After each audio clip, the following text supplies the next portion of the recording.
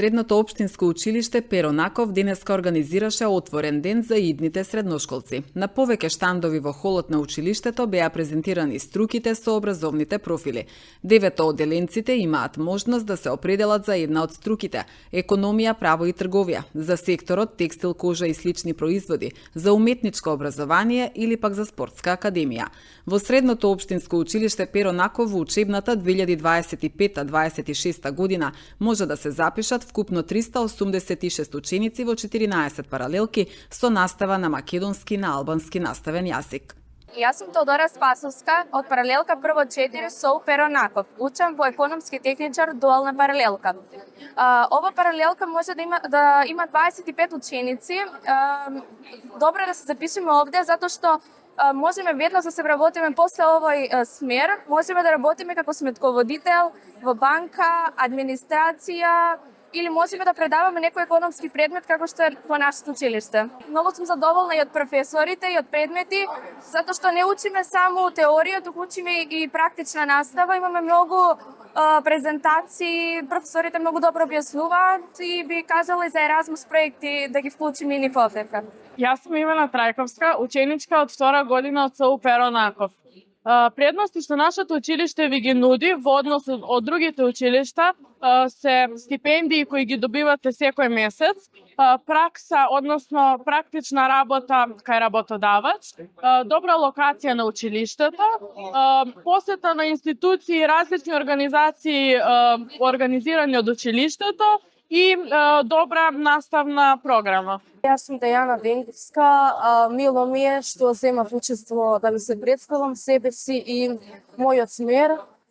Денеска ќе ви кажам и ќе зборуваме за бизнес администратор, кој што е смер во економското училиште СУ Перо Наков.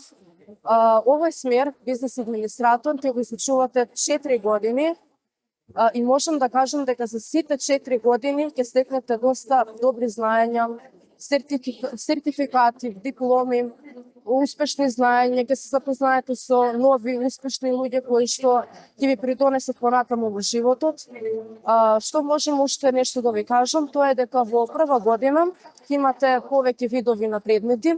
Повеќето имате општи предмети, како што се граѓанско образование, историја, физичко, ликовно, музичко образование и слично.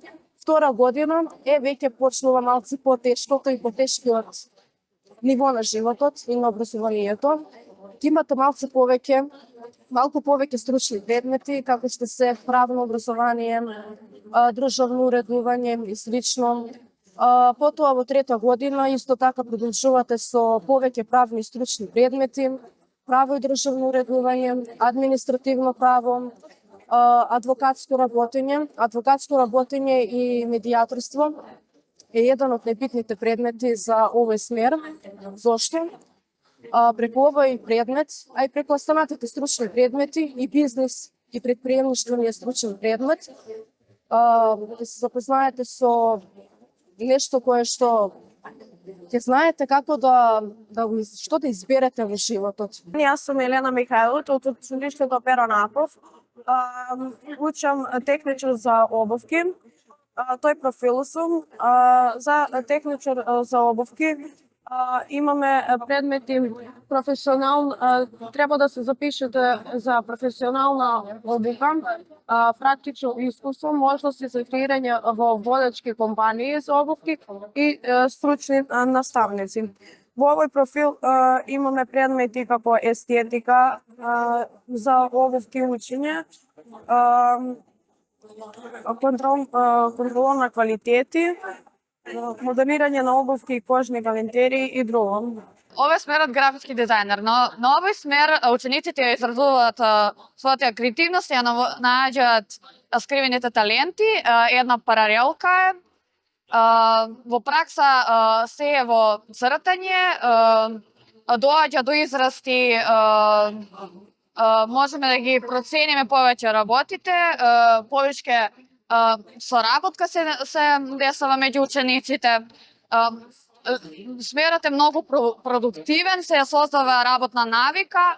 Без разлика дали тренирате во клуб или не, ако сакате да успеете во кошарка, може во спортска академија да се дојде. Ова е само надокнадување на спортот, да бидеш подобар и се,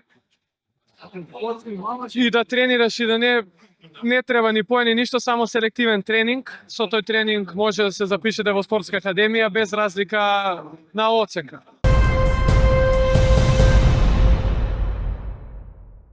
Полициски службеници од секторот за внатрешни работи Куманово и социјални работници презедоа мерки за сузбивање на асоцијална појава питачење, при што од слобода лишени се двајца кумановци на возраст од 22 и 28 години поради сомнение за сторено кривично дело. По документирање на случајот ќе биде поднесена соодветна пријава, соопштија надлежните.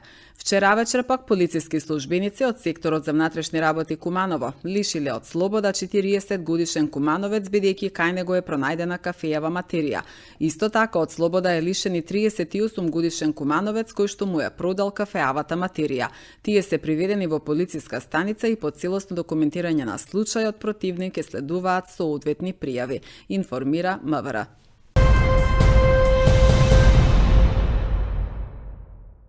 Годинава за неполни 5 месеци поднесени се 85 кривични пријави, соопшти Царинската управа. Делуваме на повеќе фронтови со цел целосно сузбивање на долгогодишните криминали со употребувани возила, злоупотреби и царински измами со увози со храна, чија цел била избегнување плаќање давачки, со што е нанесена директна штета врз буџетот на државата. Ги продолживме и предкривичните постапки за криминални дела со употребувани возила, информираат од Царина. Годинава до основното јавно обвинителство за гонење организиран криминал и корупција и до основното јавно обвинителство одделението за истраги при секторот за контроли и истраги поднесе 41 кривична пријава против 32 правни и 118 физички лица за сторени кривични дела со 140 возила, при што директната штета нанесена врз буџетот со избегнување плаќање давачки изнесува 14,7 милиони денари, односно 239.000 евра, информираат од Царинска управа. 47 годишен државјанин на Унгарија вчера бил приведен на граничниот премин Табановце, откако во возилото му била пронајдена и одземена марихуана, информираат од Министерството за внатрешни работи. Увид извршила екипа од СВР Куманово, а другата е одземена за понатамошна постапка. По целосно документирање на случајот во консултација со јавен обвинител против лицето ќе биде поднесена соодветна пријава, стои во соопштението.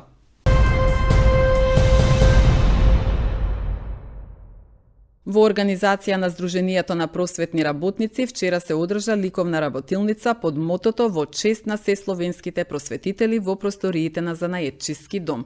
Преку креативна работа и уметничка слобода, учениците имаа можност да создадат своји дела, но и да го искажат разбирањето за културното наследство. Голема благодарност до ликовните педагози Елена Спасовска-Радошевиќ и Далибор Јовановски, истакна председателката на Сдруженијето на просветни работници Анита Димовска.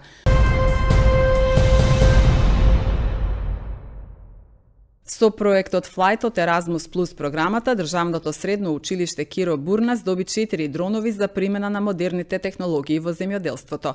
Дроновите го менуваат текот во стручното земјоделско образование. Сега учениците може да учат за прецизно следење на посеви со житни култури, анализа на здравјето на растенијата и паметно управување со ресурси, преку практично знаење до модерно и одржливо земјоделство. Мобилноста се одржа во Дариџа, Турција од 12 до 16 мај, информираат од Државното средно училиште Киро Бурнас.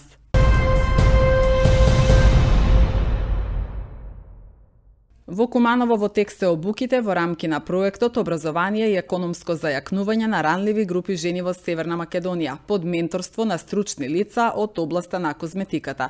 Учествуваат 20 жени од Куманово и околните населени места, меѓу кои и представнички од ранливи категории, кои се стекнуваат со знаења за нега на лице и тело.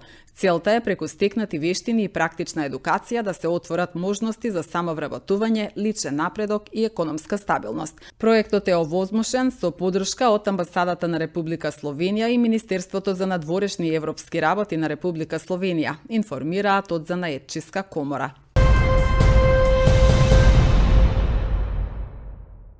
Според последните пресметки на Сојузот на синдикати на Македонија, вредноста на синдикалната минимална кошничка за 4-члено семејство во мај изнесува 63.908 денари, што е зголемување од 1.217 денари во однос на април. Најголемо зголемување има кај храната и пијалоците, речиси 1000 денари повеќе во споредба со минатиот месец.